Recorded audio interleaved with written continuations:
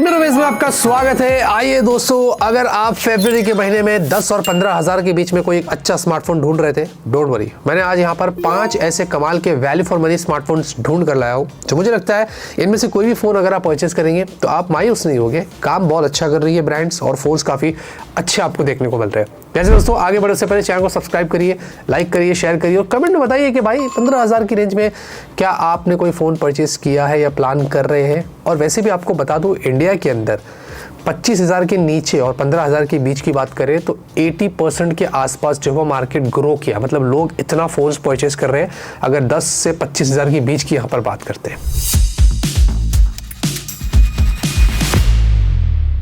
अब सबसे पहला जो फ़ोन यहाँ पर है जो मुझे काफ़ी इंटरेस्टिंग लगा है और जो मैं हमेशा बोलता हूँ वो ये है, ये देखेंगे Realme का Narzo 70 टर्बो। अच्छा, सबसे पहली चीज़ तो दोस्तों डिज़ाइन काफ़ी अपीलिंग है, आपको थोड़ा सा अपना ये मुंबई के काली पीली टैक्सी की तरह दिखेगा। अगर आप मुंबई आएंगे तो आपको पता चलेगा। वैसा आपको कुछ डिज़ाइन मिलता है लेकिन कुछ अलग है। अगर दूसरे फ़ोन से कंपेयर करते हैं इस प्राइस रेंज पर तो डिज़ाइन इतने खास नहीं होते हैं, पर यहाँ पर थोड़ा सा एक 10 लोगों के बीच में लेके बैठेंगे तो थोड़ा दिखता है हाँ कि भाई कुछ है। तो ये चीज़ मुझे यहाँ पर ठीक लगी है। और पॉलीकार्बोनेट बैक है, पॉलीकार्बोनेट फ्रेम्स वगैरह है, तो ये सब ठीक है। बाकी आपको डिस्प्ले अच्छा मिलता है, फ्लैट डिस्प्ले है, 6.67 इंच की फुल HD प्लस की, और ये एक OLED डिस्प्ले है, 120 हर्ट्ज की हाई रिफ्रेश रेट के साथ आता है और अंडर डिस्प्ले फिंगरप्रिंट स्कैनर आपको मिलता है जो कि अच्छी बात है। बाकी आपको MediaTek Dimensity 7300 चिपसेट मिलती है। अच्छा, ये काफ़ी ट्राइड एंड टेस्टेड है, बहुत अच्छा आपको थर्मल्स मिलेगा और अगर आपको गेम्स भी खेलना है तो आप हाई ग्राफिक्स पर सेट करके खेल सकेंगे। इनफैक्ट BGMI अगर जो लोग खेल रहे हैं तो उसमें भी बता दो 90 FPS का आपको सपोर्ट मिलता है जो कि अच्छी बात है। LPDDR4X है, UFS 3.1 है, तो स्टोरेज का सपोर्ट आपको अच्छा मिलता है और डे टू डे लाइफ के टास्क भी ये फ़ोन काफ़ी अच्छे से हैंडल करता है। कैमरा यहाँ पर रियर के अंदर डिसेंट, मैं ऐसे कहूँगा 50 का आपको प्राइमरी सेंसर मिलता है, वैसे कोई अल्ट्रा वाइड नहीं है और 16 मेगापिक्सल की आपको सेल्फी मिलती है। मतलब डे में आप अच्छे फोटोज ले सकेंगे लेकिन नाइट में ये थोड़ा स्ट्रगल करता है, तो ध्यान रखना उस हिसाब से फोन को परचेस करना। कैमरा समझ, सेंट्रिक फोन समझ के इस फोन को परचेस मत करना। बाकी 5000 mAh की आपको बैटरी है, 45 वाट की चार्जिंग है, तो बैटरी चार्जिंग अच्छी है और पूरा दिन का बैकअप आपको इसमें आराम से मिलेगा। हमने इसका एक रिव्यू भी किया था, तो अगर आपको डाउट है तो पहले वो रिव्यू देखना, उसके बाद जाके आप चेकआउट करना। Android 14 पर है Realme UI 5, लेकिन बहुत सारे एड्स, ब्लोटवेयर्स, ये वो सब कुछ भर के दिया है ब्रांड ने, तो पहले ही आपको अपने एक्सपीरियंस को अच्छा करना पड़ेगा। फ़ोन परचेस करने के बाद पूरा ऑप्टिमाइज करना पड़ेगा, डिसेबल करना पड़ेगा, डिलीट करना पड़ेगा, तो ही आपका बेटर एक्सपीरियंस रहेगा। और 2 साल के अपडेट्स तो ब्रांड दे रही है, तो Android 16 तक हमें उम्मीद है कि आपको अपडेट्स यहाँ पर मिलेंगे। अच्छा, ये फ़ोन जो है वो 6 GB से स्टार्ट होता है, अच्छी बात है, 6128। हमने जब चेक किया तो प्राइस वैसे अराउंड 15 हज़ार पर ऑफर पर आ रहा है। ये ऊपर नीचे होता रहता है, कभी 15 के नीचे भी चला जाता है, कभी 15 के ऊपर रहता है। बेस्ट मेरे हिसाब से 15 या 15 के नीचे अगर आपको मिलता है तो एक अच्छा पैकेज है। देन वी हैव दोस्तों लावा ब्लेज डुओ। मुझे अच्छा लग रहा है, वह अक्सर कभी भी 15 हज़ार की कैटेगरी में या कोई भी ऐसी कैटेगरी आती है तो इंडियन ब्रांड को ऐड नहीं करता हूँ, लेकिन लावा ने इस बार अच्छा काम किया तो मुझे लगा कि ऐड करना बनता है। लावा ब्लेज डुओ। अब यहाँ पर आपको इसमें कर्व्ड डिस्प्ले मिलती है, ये AMOLED 120 हर्ट्ज की हाई रिफ्रेश रेट के साथ आता है और इसमें भी आपको अंडर डिस्प्ले फिंगरप्रिंट स्कैनर मिलता है। ये सिर्फ उन्हीं लोगों को मैं रेकमेंड करता हूँ जिनको बजट के अंदर कर्व्ड डिस्प्ले एक्सपीरियंस करना है। बाकी उसके अलावा तो आपको दूसरे जो फोन बता रहा हूँ वो इससे बेटर है, लेकिन फिर भी मैं आपको एक एक्सपीरियंस बता रहा हूँ। और साथ ही साथ इसमें MediaTek Dimensity 7025 वाली चिपसेट मिलती है, 6 nm पर है। ये बैलेंस्ड चिपसेट है, गेम्स भी वैसे आप पूरे अच्छे से हैंडल कर लेगा और डे टू डे लाइफ के टास्क भी यहाँ पर अच्छे से हैंडल कर लेता है। LPDDR5 UFS 3.1, ये चीज़ लावा के फ़ोन्स में अक्सर रहती है, तो यहाँ पर भी है। ये मिक्स्ड यूसेज के लिए बहुत अच्छा है। इनफैक्ट ये स्टॉक एंड्रॉयड पर है, तो आपको कोई एड्स, ब्लोटवेयर ये सब कुछ नहीं मिलेगा और डे टू डे लाइफ के टास्क इसमें काफ़ी अच्छे से आपको देखने को मिलेंगे। 64 का रियर कैमरा है, इसमें भी कोई आपको अल्ट्रा वाइड सेंसर नहीं है और 16 मेगापिक्सल की आपको सेल्फी मिलती है। तो कैमरा भी यहाँ पर हमने चेक किया था तो डिसेंट इनफ है। इसका भी अनबॉक्सिंग किया, आप जाकर देख सकते हैं। 5000 mAh की बैटरी है, 33 वाट की चार्जिंग है। चार्जिंग में थोड़ा समय लगेगा लेकिन बैटरी पूरा दिन आपको आराम से देगी। लेकिन बात यह है कि इसमें सिर्फ सिंगल स्पीकर है, डुअल स्पीकर नहीं है, तो काफ़ी सारे लोगों के लिए डील ब्रेकर हो सकता है, but it doesn't matter. Single speaker थोड़ा लाउड इनफ है तो आपका काम निकल जाएगा।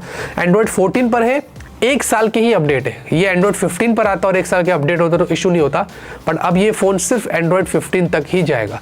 तो अगर आपके लिए ये कंसर्न है तो आप इस फ़ोन को कंप्लीटली स्किप कर सकते हैं, उससे कोई प्रॉब्लम नहीं है। और हाँ, डुअल डिस्प्ले है, तो पीछे आपको सेकेंडरी डिस्प्ले दिया गया, तो रियर कैमरे से अगर आपको सेल्फीज लेना है या थोड़ा बहुत उसको क्लॉक की तरह यूज़ करना है तो वो सारा काम आप यहाँ पर कर सकते हैं। ये भी 6128 से स्टार्ट होता है। ऑफर पर हमने चेक किया तो अराउंड 15-16 हज़ार के बीच में आ रहा है। 15 हज़ार के नीचे आता है तो आप इसको जाके चेकआउट कर सकते हैं। Poco M7 Pro। देखिए Redmi Note 14 आपको याद है इंडिया में लॉन्च हुआ था 18-19 हज़ार पर, ये वही सेम फोन है, बट पोको का ये फोन मैं इसलिए ऐड कर रहा हूँ क्योंकि वही सेम चीज पोको 15,000 के नीचे दे रहा है, जो एग्जैक्टली Redmi Note 14 की प्राइस होनी चाहिए थी वो पोको ने कर दिखाया, इसलिए मैं पोको को यहाँ पर उठा लिया। अब ये जो दोस्तों आपको 6.67 इंच फुल HD प्लस की एक G OLED डिस्प्ले यहाँ पर मिलती है, और ये 120 हर्ट्ज की आपको हाई रिफ्रेश देता है, गोरिल्ला ग्लास 5 भी यहाँ पर लगा हुआ है, अंडर डिस्प्ले फिंगरप्रिंट स्कैनर भी है, तो ये सारी चीजें यहाँ पर लगी हुई है। फ्लैट डिस्प्ले है, तो डिस्प्ले एक्सपीरियंस प्राइस के हिसाब से काफी अच्छा होगा। इसमें Dimensity 7025 अल्ट्रा वाली आपको चिपसेट मिलती है, तो वही बैलेंस आपको परफॉर्मेंस मिलेगा। LPDDR4X UFS 2.2।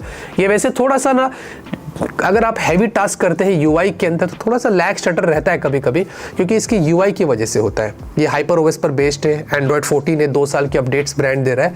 उम्मीद करते हैं कि जल्दी से HyperOS 2 आ जाए, क्योंकि वो थोड़ा और बेटर ऑप्टिमाइजेशन लेके आए कंपेयर टू HyperOS के। बाकी आपको उसके अलावा 50 का रियर कैमरा है, Sony LYT600 सेंसर है, OIS भी है, यहाँ पर भी कोई अल्ट्रा वाइड नहीं है, और साथ में 20 मेगापिक्सल की सेल्फी है। अच्छा, ये फोटोज अच्छे निकाल लेता है खास करके दिन में, लेकिन नाइट में यहाँ पर थोड़ा सा स्ट्रगल करेगा। बाकी 5110 mAh की बैटरी और 45 वाट की आपको चार्जिंग मिलती है। बैटरी बहुत अच्छी चलती है, ये काफ़ी अच्छा, हमने इसको अपने ऑफिस में टेस्ट किया है, यूज़ किया 1-2 दिन। इस पर वीडियो तो नहीं बनाया था, लेकिन फिर भी आपको बता रहा हूँ ये काफ़ी अच्छे से यहाँ पर काम कर रहता है। ये भी 6128 से स्टार्ट होता है, और इसकी प्राइस जब हमने चेक किया तो सिर्फ 14,000 की थी।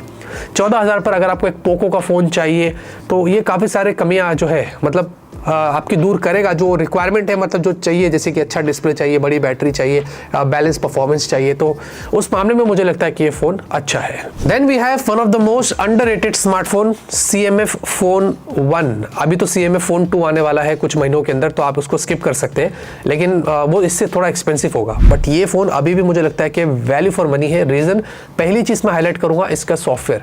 देखिए नथिंग OS चलता है, बहुत अच्छा एक्सपीरियंस देगा, बजट में आपको काफ़ी कमाल का मतलब यूज़र इंटरफेस जो है वो कमाल है। इसके अंदर लैग स्टटर ज़्यादा नहीं है, कोई एड्स ब्लोटवेयर नहीं है, तो ये चीज़ पहली चीज़ तो बजट में रहती ही नहीं है, बट यहाँ पर इस वाले फ़ोन में खास करके आपको मिलेगा। बाकी इसमें भी फुल HD प्लस की आपको फ्लैट एक AMOLED डिस्प्ले मिलती है, 120 हर्ट्ज की हाई रिफ्रेश रेट, और यहाँ पर भी आपको अंडर डिस्प्ले फिंगरप्रिंट स्कैनर मिलता है। डिस्प्ले काफ़ी अच्छा है। Dimensity 7300, तो काफ़ी वेल बैलेंस्ड चिपसेट है, 4nm पर है।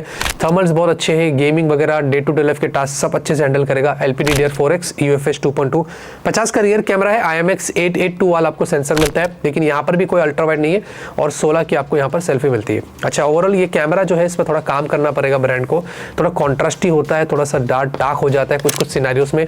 हालांकि अपडेट्स आए, काफ़ी सारे फिक्सेस ब्रांड ने करे हैं, ये फायदा आपको मिलेगा इस फोन में, लेकिन स्टिल मुझे लगता है कि कैमरा और बेटर हो सकता है, और बैटरी भी थोड़ी और बेटर हो सकती है। इसमें 5000 mAh है और 33 वाट है, इसकी बैटरी में थोड़ा बहुत ड्रेन हो जाता है, तो ये एक चीज़ है जो हमने नोटिस किया था। बाकी Android 14 और ये 2 साल के अपडेट्स के साथ आपको मिलेगा, तो Android 16 तक यहाँ पर अपडेट आएंगे। ये भी 6128 से यहाँ पर स्टार्ट होता है, और हमने जब चेक किया तो 13,500 पर था। अच्छी चिपसेट मिल रही है इस प्राइस रेंज पर, क्योंकि अगर आप देखोगे 14,000 पर पोको M7 Pro मैंने आपको अभी बताया, वो इसलिए बताया था कि सिर्फ पोको यूज़र के लिए, लेकिन ये देखो दोस्तों उस प्राइस रेंज पर आपको Dimensity 7300 दे रहा है। एक बहुत ही अच्छी चिपसेट है, अच्छा सॉफ्टवेयर है, और ये सब रिप्लेसेबल, ये सब कुछ अगर आपको इंटरेस्ट है, ये तो गिमिक है, तो आप इस फोन को जाके चेकआउट जरूर करना है। और फाइनली दोस्तों, सैमसंग के बिना हमारी वीडियो अधूरी है, क्योंकि मैं इसलिए लाता हूँ, बहुत सारे यूज़र्स ऐसे होते हैं जिनको सैमसंग का फ़ोन चाहिए होता है। मेरे वीडियोस काफ़ी सारे बड़े लोग भी देखते हैं, 40, 50, 60 ईयर्स ओल्ड, उनको भी कभी कभी सैमसंग का फ़ोन चाहिए होता है, खास करके वो सैमसंग प्रेफर करते हैं, तो उनके लिए भी यहाँ पर मैंने सैमसंग का फ़ोन उठाया, और वो है सैमसंग गैलेक्सी M35 5G। ये हाल ही में इंडिया में लॉन्च हुआ है। इसमें सुपर AMOLED 120 हर्ट्ज की हाई रिफ्रेश रेट वाली आपको एक अच्छी डिस्प्ले मिलती है, 6.6 इंच की गोरिल्ला ग्लास विक्टस प्लस है, और after a long time M series में हमें पंच होल डिस्प्ले मिली थी, तो ये सारी कमी अब दूर कर दिया है। फिर भी अभी भी आपको अंडर डिस्प्ले फिंगरप्रिंट स्कैनर नहीं है, साइड माउंटेड है। सैमसंग के फोन्स में अक्सर ये कॉम्प्रोमाइजेस रहते हैं। Exynos 13805nm वाली, अगर आपको चिपसेट के बारे में डाउट है, हमने पूरा रिव्यू किया है, तो यहाँ पर कार्ड मिलेगा, उसमें जाके पूरा क्लियर हो जाएगा कि ये चिपसेट कैसी है। LPDDR4X UFS 2.2, but day to day life के टास्क काफ़ी अच्छे से हैंडल करता है। 1 UI चलता है इसमें 6, तो कोई इशूज़ नहीं है, और 4 साल की अपडेट्स ब्रांड दे रहा है, तो लेट्स सी कि 4 साल तक ये कैसे टिकता है, लेकिन आपको अपडेट्स तो काफ़ी अच्छे यहाँ पर मिलने वाले हैं।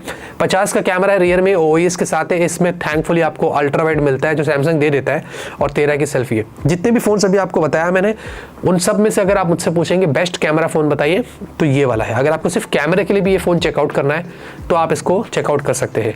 6000 mAh की आपको बैटरी है, 25 वाट की चार्जिंग है। देखिए चार्जिंग तो बॉक्स में वैसे तो चार्जर मिलेगा नहीं, नथिंग वाले में भी नहीं मिलता है, लेकिन स्टिल आपको यहाँ पर जो है बैटरी बैकअप बहुत अच्छी देखने को मिलेगी। चार्जिंग भी बहुत स्लो होने वाली है, 1.5 घंटे के ऊपर लग जाएगा, लेकिन बैटरी बैकअप इसका बहुत अच्छा है, 1 से 1.5 दिन आपको आराम से बैकअप मिलेगा, तो ये चीज़ बहुत अच्छी है। बाकी ये भी 6128 से स्टार्ट हो रहा है, और हमने जब चेक किया था तो ये 16,000 के आसपास था, लेकिन ये ऑफर पर कभी कभी 13,500, 14,000, 15,000 तक आ जाता है। तो उस प्राइस पर अगर आपको मिलता है तो सैमसंग के हिसाब से, सैमसंग के ब्रांड वैल्यू देखकर, अगर आपको सैमसंग का ही फ़ोन चाहिए तो फिलहाल के लिए तो हमारे पास यही ऑप्शन है, इसको आप जाके चेकआउट कर सकते हैं।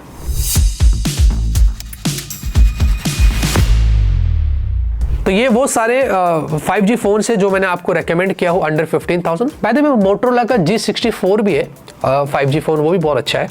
अगर पोको M7 Pro का सॉफ्टवेयर आपको नहीं जम रहा है तो फिर आप मोटरोला का वो G64 चेकआउट कर सकते हैं। उसमें भी सेम चिपसेट है, Dimensity 7025, उसमें 6000 mAh की बैटरी है, बढ़िया आपको डिस्प्ले मिलती है, तो वो एक ऑप्शन है। बट अपडेट्स के थोड़े इश्यूज़ रहते हैं मोटरोला के अंदर, और लॉन्गर अपडेट्स ज़्यादा मिलते नहीं है। एनीवेज स्टिल आपको मैंने एक ऑप्शन और दे दिया, तो ये मेरे हिसाब से जो मुझे ठीक लगा, मैंने 5 फ़ोन्स आपके लिए लेके आ गया हूँ। बाकी इनमें से आपको कौन सा फ़ोन पसंद आया ये मुझे कमेंट में ज़रूर बताना, और अलग अलग प्राइस कैटेगरी पर हर महीने ऐसे वीडियोस आते रहेंगे ताकि आपकी कंफ्यूजन यहाँ पर दूर हो। और अगर होती है तो चैनल को सब्सक्राइब ज़रूर करना, लाइक करना, शेयर करना। तब तक के लिए ऑलवेज कीप स्माइलिंग।